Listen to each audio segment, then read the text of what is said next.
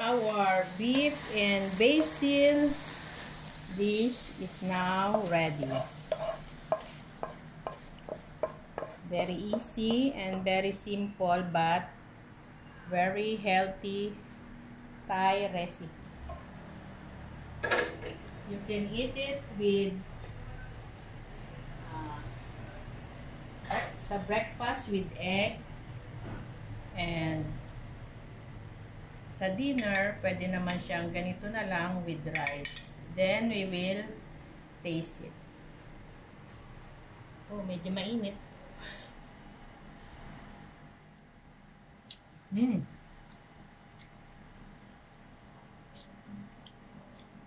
Very good. Ang mga ingredients, we have 130 grams of ground beef, fresh basil leaves, chopped onions, 7 cloves of garlic, minced, and for the sauce, we have 1 tablespoon of fish sauce and 1 tablespoon of oyster sauce, 1 tablespoon of light soy sauce, 1 tablespoon of sugar, and 1/4 cup of water. Initin na natin yung kawali.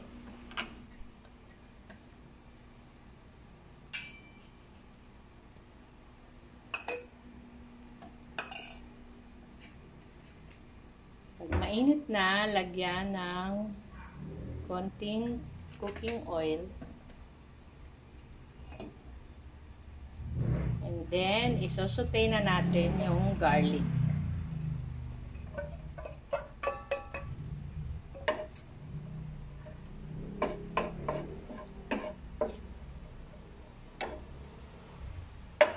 Until golden brown.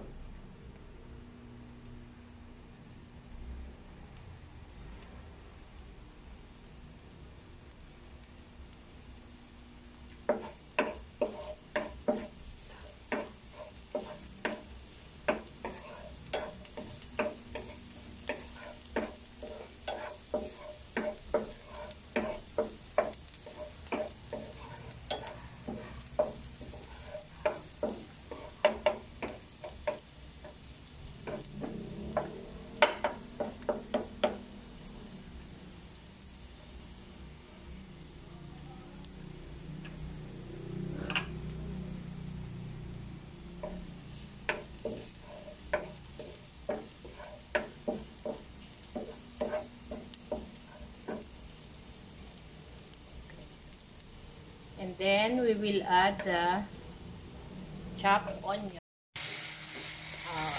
Once na ready na yung beef natin, luto na siya for about 5 minutes natin sinute sa slow fire.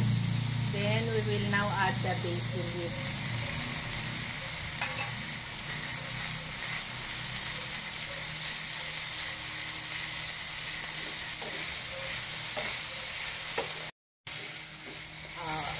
Once na ready na yung beef natin, luto na siya for about 5 minutes natin sinute sa slow fire.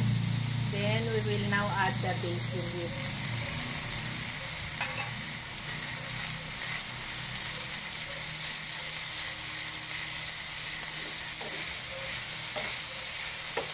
Our beef and basil dish is now ready. Very easy and very simple but very healthy Thai recipe. You can eat it with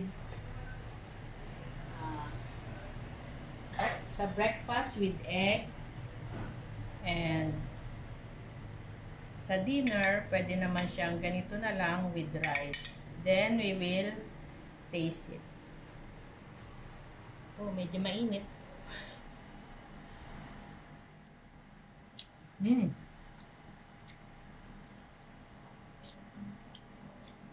Very good.